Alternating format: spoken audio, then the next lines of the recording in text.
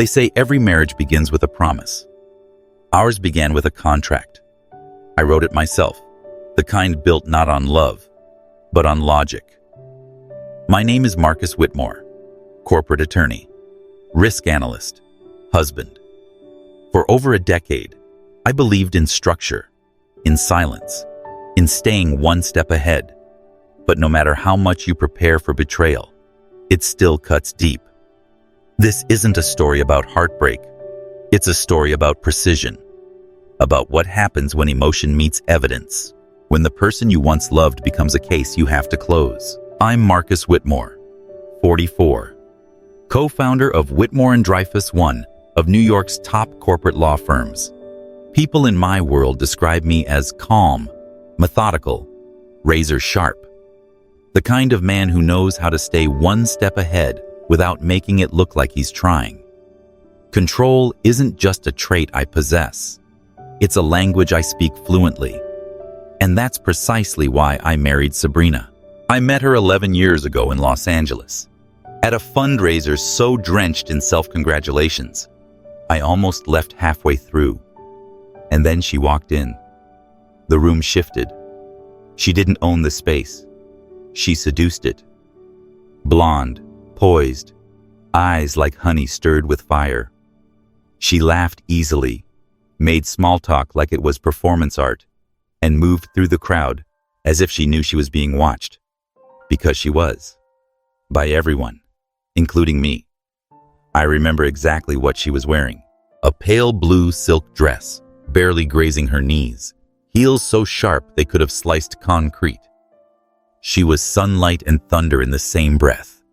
And I was the quiet observer in a tailored Tom Ford suit, sipping neat scotch, dissecting her from across the room like a deposition waiting to be taken. She was everything I wasn't. Impulsive, magnetic, addicted to attention. And yet, I was drawn to her like a surgeon to chaos. At first, I thought it was fascination. Later, I told myself it was love. Looking back, it was probably ego. I wanted to know if a woman like her could be kept. The answer, of course, was no. But I didn't know that then. Or maybe I did. Maybe that's why I drafted the prenup myself. 8 pages, tight, ruthless, bulletproof. She signed it 2 days before the wedding without reading a word. "I trust you," she said. She smiled when she said it, like I'd earned something sacred. What she didn't know, what no one ever does, is that trust, with me, is always a transaction. Our marriage was beautiful at first, magnetic, photogenic, the kind of union people envied in Instagram squares and fashion magazine features. Sabrina became a rising fashion influencer, her followers multiplying like wildfire.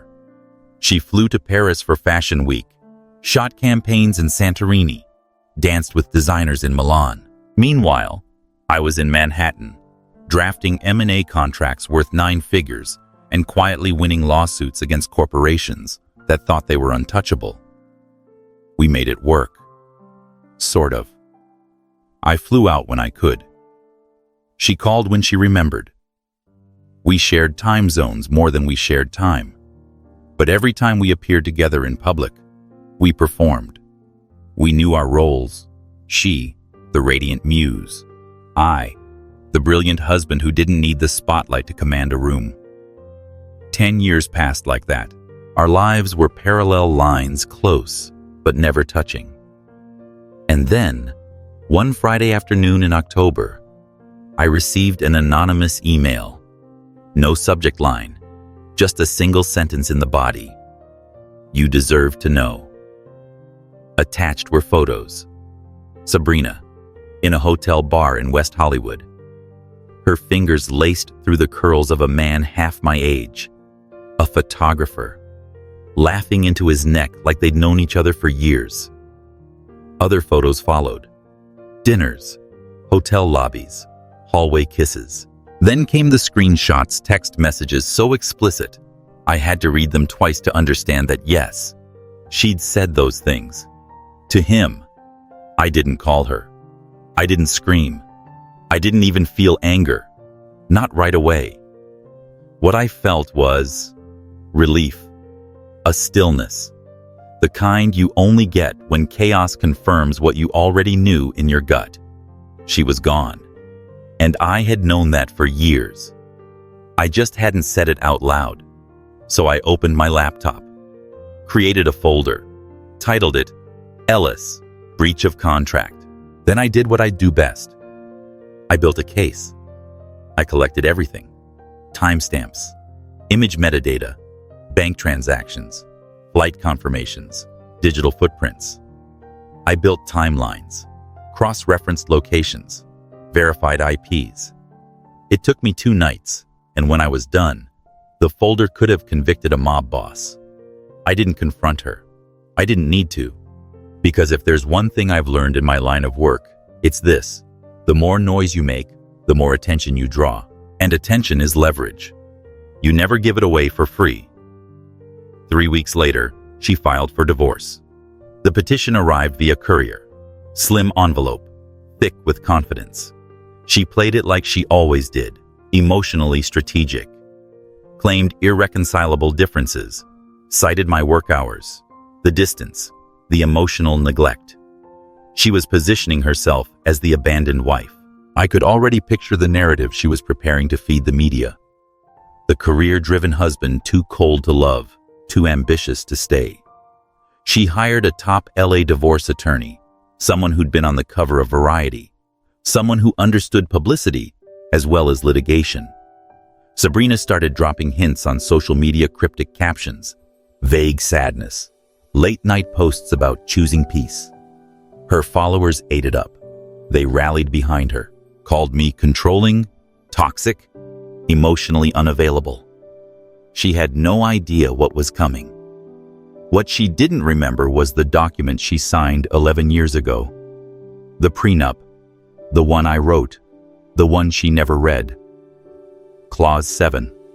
Any breach of marital fidelity shall result in the forfeiture of all post-marital claims to shared property, assets, or alimony. In other words, she'd get nothing. Not the penthouse, not the Aspen home, not the investment accounts, not the cars, not the art, not the stocks. Nothing. She thought she'd built a digital empire. She didn't realize she'd married someone who builds legal fortresses. I waited, patiently, quietly. I let her attorney posture, let her play the victim, let the sympathy roll in like a tide. But tides recede, and when they do, you see what was buried underneath. And what was buried, in this case, was the truth. The war hadn't started yet, but I had already won. I never believed in love at first sight. That kind of sentiment always sounded like something people said when they couldn't explain their own poor decisions. I believed in logic, in cause and effect, in contracts. Love, to me, was just another negotiation, beautiful when aligned, brutal when broken. But that night in Los Angeles, I saw her, Sabrina Ellis. And everything I thought I knew about control flickered for a second. She walked into the room like she owned it, or more precisely, like she didn't care if she owned it or not. That kind of confidence, quiet but scorching, is rare. It wasn't the dress, though the way it clung to her didn't go unnoticed. It wasn't the hair, though it moved like something rehearsed. It was in the way she didn't flinch, didn't scan the room for validation. She just was. I stood across the ballroom with a glass of Ardbeg in my hand, watching her laugh at something a man said, probably something stupid, because that's the kind of man that always hovered around women like her. Pretty, loud, self-important, but she laughed like she meant it. And when our eyes met for the first time, it wasn't flirtation. It was curious, like she was measuring me just as much as I was measuring her. We met minutes later, not by chance. I made my move, careful but direct. Introduced myself the way I always do. First name, handshake, controlled smile. She took a second longer to respond than most. Looked at me like she was trying to place me. "Marcus Whitmore," she repeated, lips forming each syllable slowly, like tasting the name. "You're the corporate lawyer, right? The merger guy?" I nodded, not surprised she knew. Sabrina was already well connected back then. She wasn't the Sabrina with 8 million followers yet, but she knew how to navigate social circles with surgical precision. We talked about unremarkable things. Fundraising politics, the string quartet in the corner, the terrible shrimp. But under all that, I could feel it, an energy neither of us acknowledged out loud, the kind that hums underneath polite conversation like an engine waiting to kick in. That night ended in a rooftop bar with overpriced cocktails, her stilettos in her hand, and us talking until the sky turned a lighter shade of navy. She told me she hated mornings, loved Paris, trusted dogs more than people, and never dated lawyers. I told her I didn't date influencers, and we laughed, even though neither of us were joking. 3 months later, we were inseparable. 6 months in, I proposed. 1 year from the night we met, we were married in a vineyard outside Napa Valley. It was picture perfect. Not a leaf out of place. She looked like something out of a dream, in a low-back gown that made photographers fight for angles. I remember thinking, this is it. This is my person. She's unpredictable, yes, and completely opposite to me in every possible way. But that's the point. I don't need a mirror. I need a challenge. Someone I can't map out in advance. Someone who might burn everything down, but make it beautiful in the process. Still, I prepared for the fire. The night before our wedding, I drafted our prenup myself. 8 pages. Every word deliberate. Every clause watertight. I didn't do it because I thought she would fail me. I did it because I don't leave doors unlocked in storms. Sabrina never even blinked. She signed it over coffee the next morning, barefoot in the kitchen, hair a mess, skin glowing in that way that made you forget why you were angry with the world.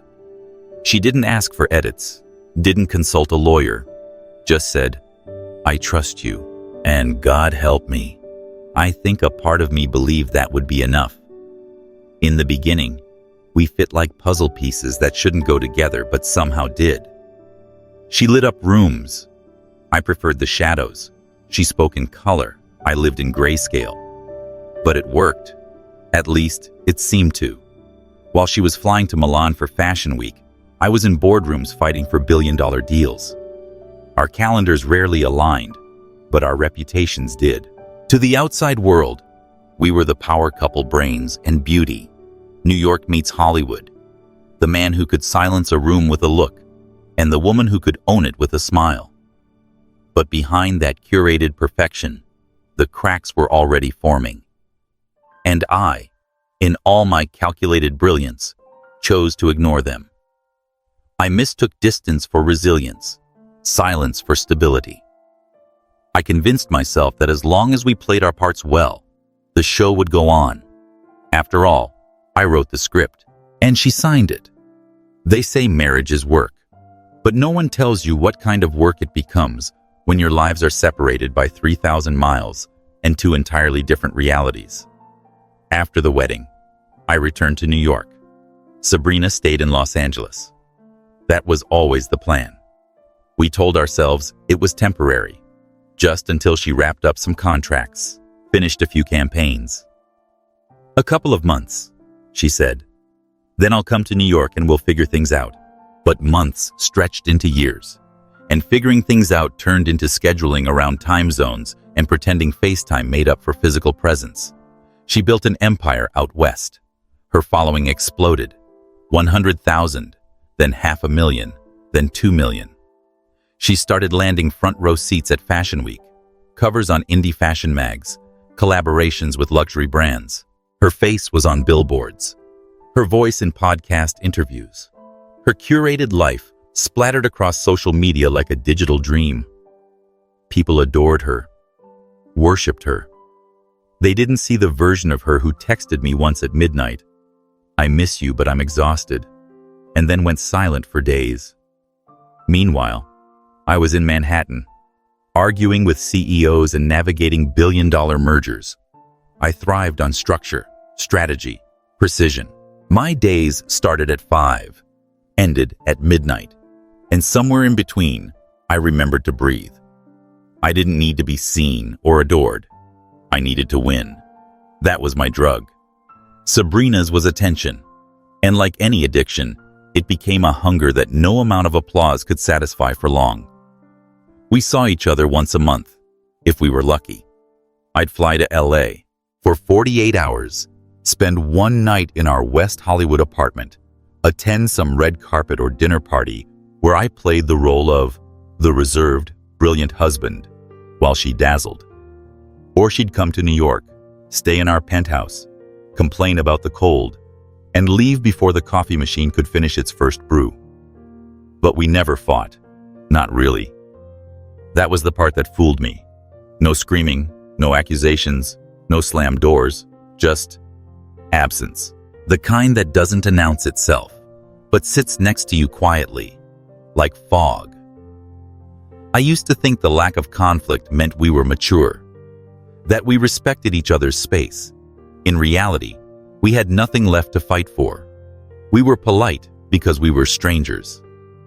I remember one winter evening January in Manhattan, the kind where the cold feels surgical. I had just won a high-profile acquisition case. My name was on the front page of the Wall Street Journal. I came home, poured myself a glass of bourbon, and sat in the dark, scrolling through Sabrina's Instagram. She was in Cabo. Bikini, sunset, laughter with friends I'd never met. The caption read, "Learning to live in the moment." I stared at it for a long time, not because I was angry, but because I realized I had no idea what moment she was in anymore. Our phone calls became transactional. "How's the investor meeting? How was the shoot? Are you still going to Tokyo next week?" Conversations like project updates between colleagues. I knew her schedule better than I knew her mood.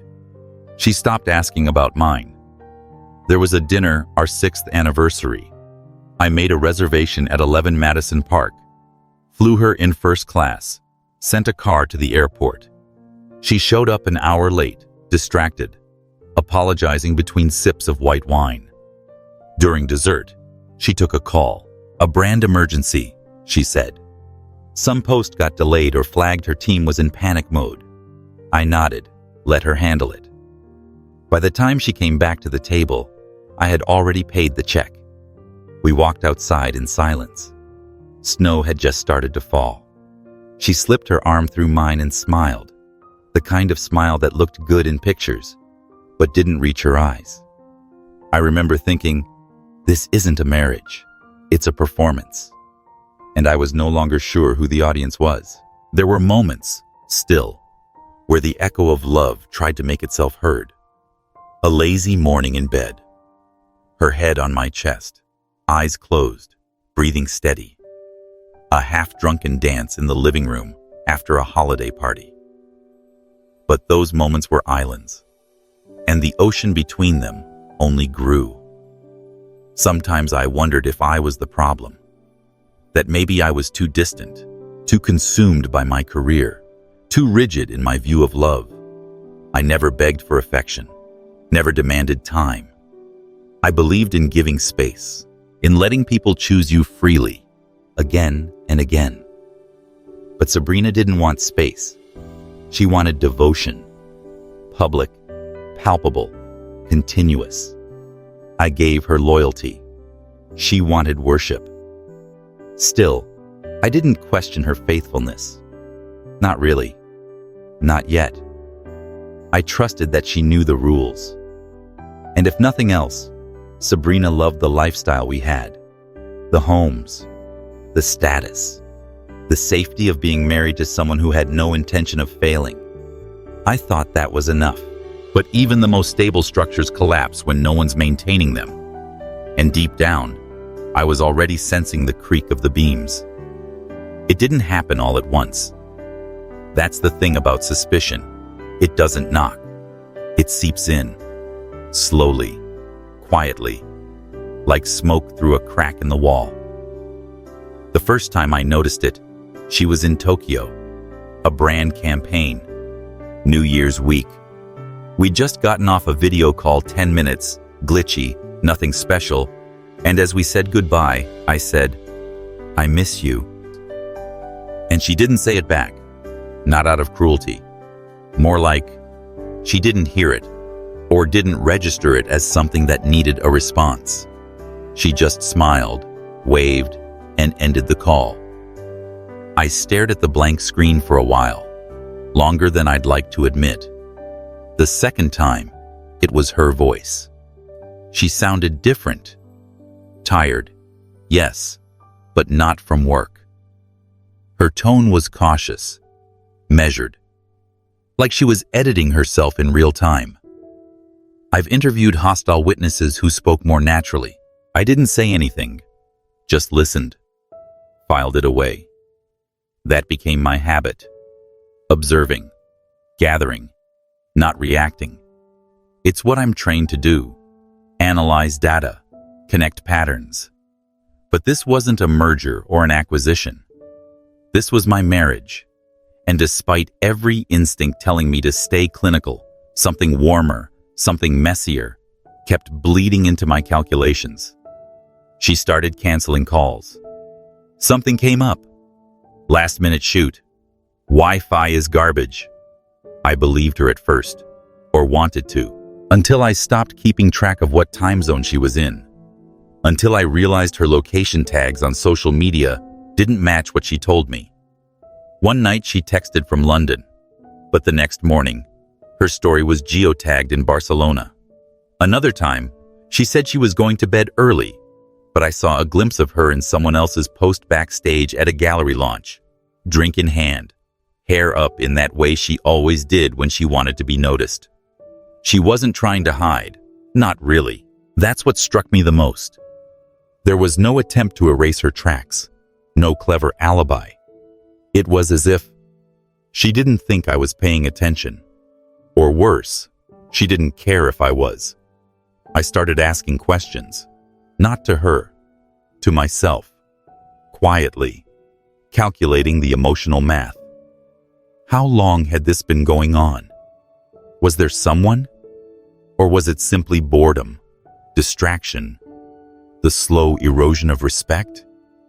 And which was worse? I watched her stories obsessively, not like a jealous man, more like a man trying to catch a crack in a dam before it bursts. The way she smiled at the camera too bright. The way her hand lingered on a champagne glass someone else was holding. The crop of the photo that cut off just enough to make you wonder. And always, always, the captions. Vague, aspirational, empty.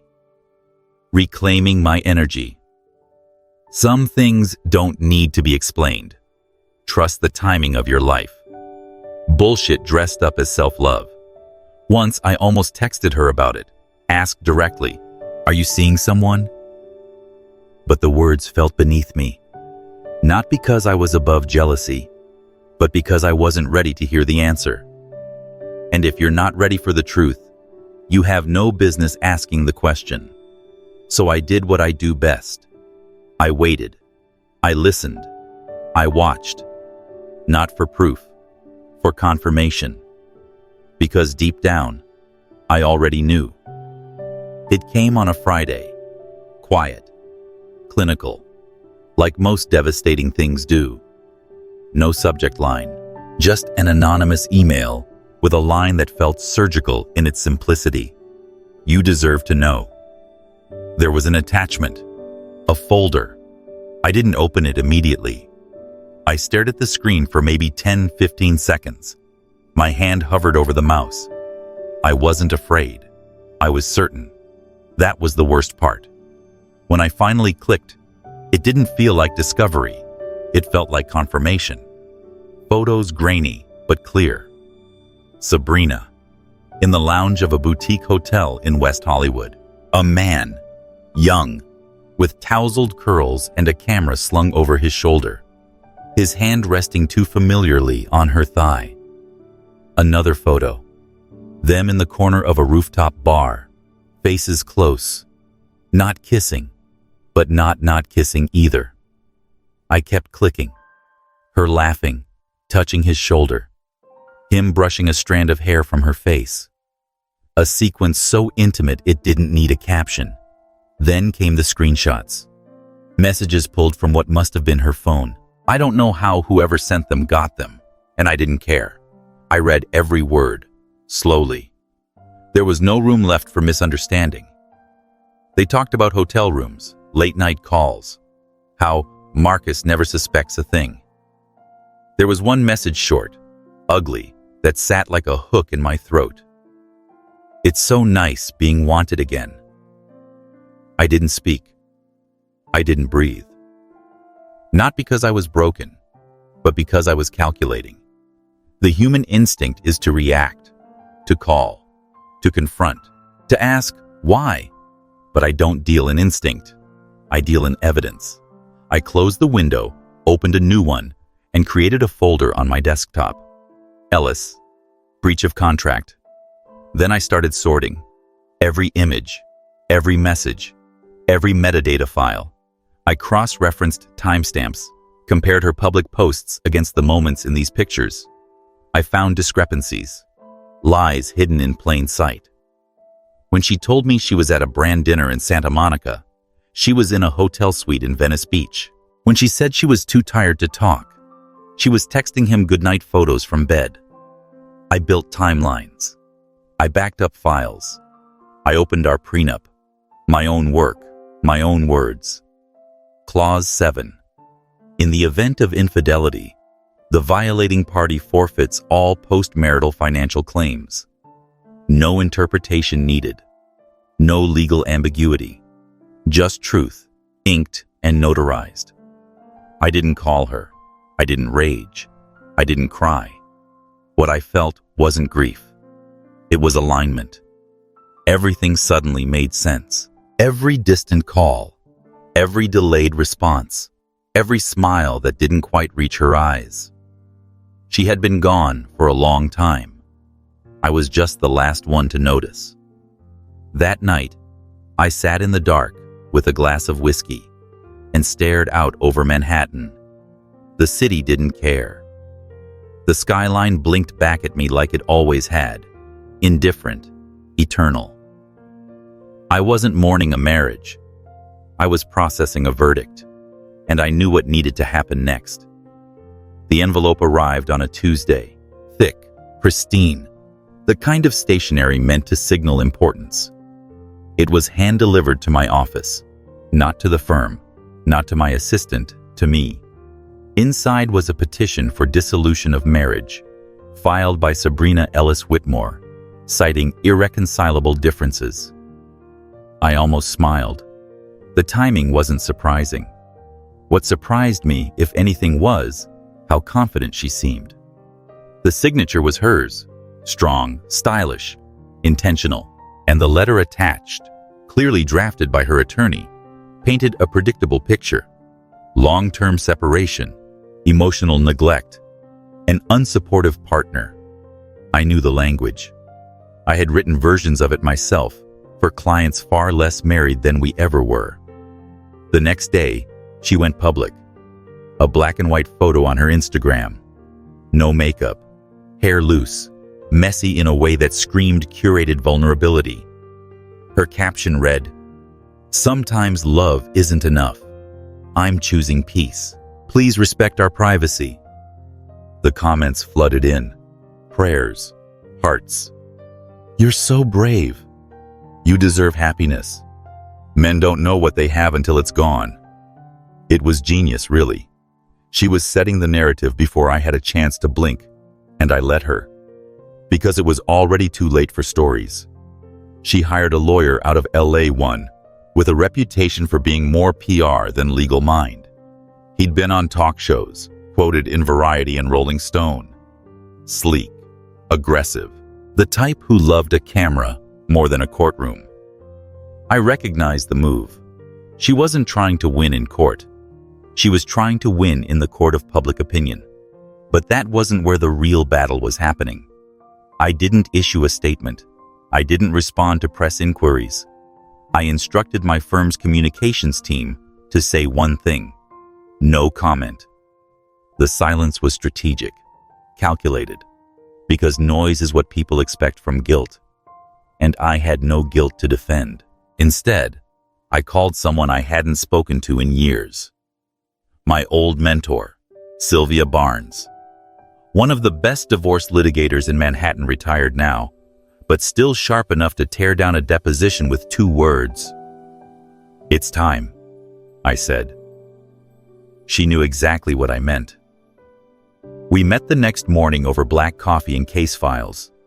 I laid it all out: the photos, the messages, the travel records, the dates. She read in silence, didn't flinch.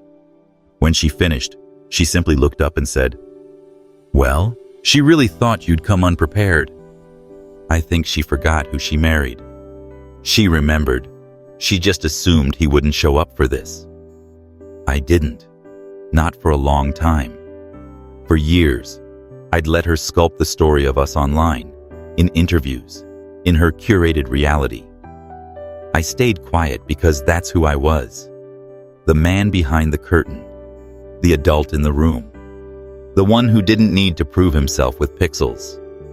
But now, this wasn't about stories. This was about facts. And I had them all. We filed our response within 48 hours. Attached to it, a certified copy of the prenuptial agreement, executed and notarized 11 years ago. Clause 7 in bold. Infidelity nullifies all post-marital financial entitlements. We also submitted the folder of evidence clean, time-stamped, verified. Her attorney tried to stall, claimed the agreement might not be enforceable under California law. Sylvia smiled the way wolves do when they see blood. It was executed in New York, and trust me, it'll hold. They asked for mediation. We declined. They floated settlement offers. We ignored them. Meanwhile, Sabrina's online campaign continued. She posted nostalgic photos, old wedding memories, long captions about love and pain and healing. Her audience doubled down. Brands sent her support packages. Celebrities commented with dove emojis. But behind closed doors, I knew the walls were starting to close in. Her lawyer stopped calling mine directly. Her team began missing deadlines. There was a shift in her photos, fewer smiles, more quotes, more silence. Even her fans noticed. "Are you okay?" they asked. "You've been quiet lately." She had no idea how quiet it was about to get. They say silence is weakness, but only when you're trying to be liked. I wasn't. After Sabrina filed for divorce, the machine kicked in fast. Photos, captions, tearful interviews, everything engineered to tell one story. She was the woman who tried, who waited, who held the marriage together while her cold, absent husband chose work over love. And people believed her. Of course they did. She was good at this. Her team rolled out a calculated campaign. Heartbroken posts, slow piano music layered over sunset reels, behind-the-scenes moments of her healing. One reel showed her hugging her dog, voice trembling as she whispered, "It's okay to walk away from what no longer serves you." It went viral. The comments were full of praise. "You're an inspiration. You deserve better. He doesn't deserve you." Her following grew. Her engagement tripled. Brand collaborations came pouring in, self-care lines, trauma recovery workshops, even a mental health podcast. She was thriving on pain, or more accurately, on perception. Meanwhile, I said nothing. No statement, no denial, no defense. Because I didn't need public sympathy. I had the law, and the law didn't care who got more likes. Sabrina's legal team, now 3 deep and freshly energized by her public image, began pushing hard. demanding access to shared assets, financial disclosures, property assessments. They made noise, lots of it, but none of it mattered, because every move they made was based on a single false assumption, that this divorce would be like every other high-profile split they'd handled. But it wasn't. This wasn't a standard negotiation. It was a pre-written conclusion. The prenup was airtight, enforceable under New York jurisdiction, notarized, witnessed, executed with precision. Clause 7 was crystal clear, and the evidence collected, verified, chronologically ordered, was already filed. When we finally met for preliminary hearings, her team tried to stall, raised questions about enforceability, claimed emotional duress, tried to reframe the infidelity as a reaction to emotional abandonment. My attorney, Sylvia, didn't flinch. She simply handed over a file folder labeled Timeline Breach. It contained everything: photos, timestamps, metadata, cross-referenced travel records. I didn't look at Sabrina during those hearings, not because I hated her, but because I wanted her to see what indifference really looked like. That's something people like her can't handle. Not rage, not confrontation, but silence. Cold, controlled silence. Her second attorney quit after the second session. The third stopped returning media calls. There's a moment in every battle where one side realizes the war is already over. They just haven't been told yet. That moment came the day her publicist released a statement implying that I had been emotionally abusive. That was their last card, the dirtiest one. But even that didn't land. Because Sabrina underestimated one thing. The internet forgets slowly, but it forgives even slower when the lie cracks. Someone leaked our court filings. Not me, not my team, but someone. Suddenly, those same fans who once lit up her comment section with support started asking questions. Screenshots surfaced, receipts, DMs. The same curated image she'd spent years building began to fracture. Her silence became suspect. Her pain looked rehearsed. Her followers, those millions of anonymous hearts, turned into interrogators. The brand started pulling out quietly, then faster, one by one. She tried to pivot, tried to reclaim the narrative again, posted a black screen, then a vague quote. Sometimes the truth is too heavy for people to carry. But it didn't land. This wasn't her stage anymore. The woman who once controlled the conversation was now at the mercy of one she didn't write. And through it all, I said nothing. Because some battles aren't won by fighting harder. They're won by being the only one left standing when the noise fades. The courtroom was colder than usual. Maybe it was just me. Maybe it was the weight of finality in the air. The kind that didn't need loud voices or dramatic gestures. Just a few signatures. A judge's monotone voice. A verdict. Her chair was empty when I arrived. She came in 10 minutes late, alone this time. No entourage, no press, no stylist to fix the strands of hair that always fell just so. She wore black. Not the kind for mourning, no. This was curated too. But something about it felt different, less performative, more like someone who had run out of stories to tell. The judge didn't take long. The documents were in order. The evidence had already spoken. The prenup held. Her legal team had stopped contesting days ago. Now it was just procedure. Ink and silence. With a few short lines, the court awarded full post-marital assets to me. The penthouse in Soho, the shared investment accounts, the Aspen property, the art, the vehicles, everything. Sabrina Ellis Whitmore was granted her personal belongings. No alimony, no stake in the life we built together. I didn't gloat. There was no victory in this, just closure. After the ruling, she asked to speak with me, alone. We stepped into an empty hallway, the kind that still echoes even when you whisper. She turned to me slowly, her voice softer than I remembered. I didn't expect it to end like this. she said. I looked at her, really looked. The woman in front of me wasn't the one I married, and maybe she never was. Or maybe we both changed so slowly we didn't notice until the gap between us became a canyon. She stepped closer. I was angry. I felt invisible for so long, but this wasn't what I wanted. I thought maybe, if we hurt each other enough, we'd finally feel something. I stayed quiet, because there was nothing to say that wouldn't reopen what I'd already buried. Marcus, she said, barely above a whisper. I know I don't deserve it, but if there's any part of you that still remembers who we were, maybe we could try again. A different way. Start over. Her eyes searched mine like there might still be something left. Something warm. Something willing.